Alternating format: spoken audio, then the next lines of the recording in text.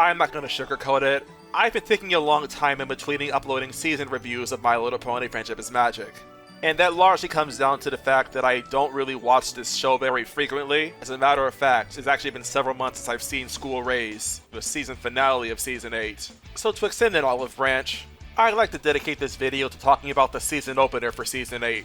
And if this video does well, I may end up doing more of these for other episodes as well. So let's get started with School Daze. Back in the day, I would always hear people talking about how this is where My Little Pony Friendship is Magic really jumped the shark. Very often I'd hear that the idea of a school of friendship didn't really make any sense. In short, it was a very unpopular decision. But by that same token, there are others who feel like if the show had to jump the shark, this was actually a pretty good way of going about it. But what do I think? Well, if the show wants to say that this will be a good idea going forward, I'd be willing to give the benefit of the doubt. However, if you're going to insist on that, you still need good execution. And this episode did not execute well. A big chunk of the conflict in this episode surrounds the idea of Twilight School being EEA accredited. Originally, I thought this idea was asinine, in that it didn't really make any sense to me how princesses, the literal monarchs of Equestria, effectively need to be given permission when they realistically would be able to do whatever they really wanted. Even your school? But you're you! Not even a princess can do whatever she likes when it comes to shaping young pony minds. Celestia especially has been portrayed as holding supreme authority over Equestria, so this idea of checks and balances did not sit right with me. However, thinking more about it, I would be willing to suspend my disbelief over this if the checks and balances themselves were not so specific. As in, why is it specifically education that the EEA had to exist for? Why couldn't there be a general high council that actually has power over the princesses if ever anything went awry? Had the episode done that, I would actually be able to justify it, because there were previous episodes, like the pilot itself with Nightmare Moon, where a monarch in Equestria did go mad, and threatened the standard of living for everyone else. The fact the episode goes so specific with it being education makes the EEA's existence feel entirely arbitrary, with Chancellor Daze himself existing more as a plot device to oppose Twilight rather than an actual character. I already have a massive problem with this episode, and we haven't even gotten to the school being built yet. Regarding the school actually functioning, I think it's really strange how Twilight wants all of her friends to also be staff there. Not because they'd be bad teachers, but because they already have full schedules of their own. As in, how would they find the time to work at Twilight School when they already have their own jobs, careers, and hobbies outside of it? Applejack has her farm, Rainbow Dash is a Wonderbolt, Fluttershy has her animal sanctuary, Pinkie Pie works at Sugar Cube Corner, and Rarity manages 3 separate boutiques in 3 different cities. The only pony here who realistically should not have a problem is Starlight. And it isn't like Twilight doesn't have other options either.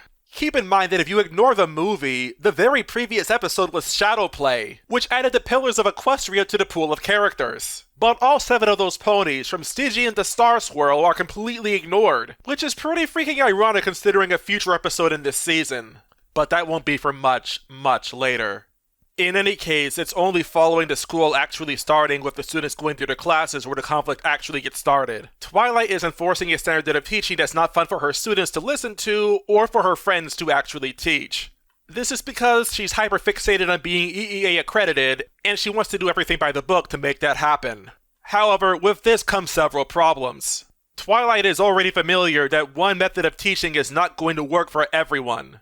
A conflict that was already thoroughly explored in Testing 123. Additionally, Twilight already knows that her friends have to be trusted to be able to teach in the way that'd be best for them, because if they try to work according to what they think you'd want, they're not going to do as good a job, which was already explored in the Saddle Roll review. So seeing Twilight being so dismissive of her friends' concerns feels really out of character for her. This is the problem with having the show go on for so long while still focusing on the same characters who've already learned these exact same lessons. You have episodes like this where they feel like they're going in circles. And it does a massive disservice to Twilight because it really feels like the show is infantilizing her.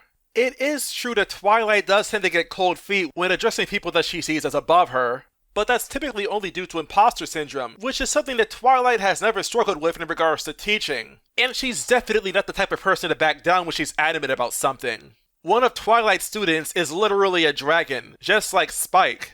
You'd think he'd be a prime example of how other creatures that aren't ponies would still be capable of learning friendship and using said friendship in a productive way. If anything, it's kind of a shame that Neisei doesn't try to say anything against Spike. Especially since he saw him there when Twilight was approaching the EEA about her school. Heck, maybe if he did, Twilight would have put her hoof down one episode earlier. And School Days would instead be like Celestial Advice, being only one episode long rather than two. Because if I'm being frank, this episode really had no business being 44 minutes long. The conflict in reality is really thin, and would have been resolved exceptionally early had Twilight had some actual backbone. At least in earlier episodes, Twilight had the excuse of still learning, being gaslit, or being physically unable to act. And when she was done learning, the episodes were still capable of making it reasonable that Twilight would not be able to act, or if she was able to act, she had this burning resolve to fight until she could fight no more. It really made Twilight out to be a captivating character, and someone I really enjoyed watching. Granted, I could see the argument that Neisei is gaslighting Twilight in this scene, and it also makes sense as to how none of Twilight's friends are coming to her defense because they hated how the school was being ran anyway. But A, this is after a Canterlot wedding, where Twilight already learned the importance of trusting her instincts. And B, this was a problem that Twilight never was supposed to have in the first place. Functionally, all the scene really does is that it gives Starlight a moment to shine, which sadly just makes Twilight come off as all the more pathetic. Especially considering the connections that Twilight has at this stage in the show. She has ties with the monarch of Equestria, she has this new school, it accommodates species that aren't ponies, teaches something outside of what the EEA is familiar with, and is something that Twilight discovered and refined over several seasons. And she's going to let some old snoop push her around as if she lost her horn, turned yellow, and can't raise her voice above negative 40 decibels. What a load of crock. Now, there are elements of this episode that I did enjoy. Pinkie Pie as a whole was actually pretty funny in this episode. The bonding moments between the young six were all pretty cute. I especially enjoyed the chemistry between Smolder and Gallus. As annoyed as I was of Twilight's portrayal, a part of me was so glad to see Starlight was there to pick her up. This episode gives a lot to look forward to regarding Ocella's and her powers as a changeling, and the songs introducing the School of Friendship I do enjoy quite a bit as well.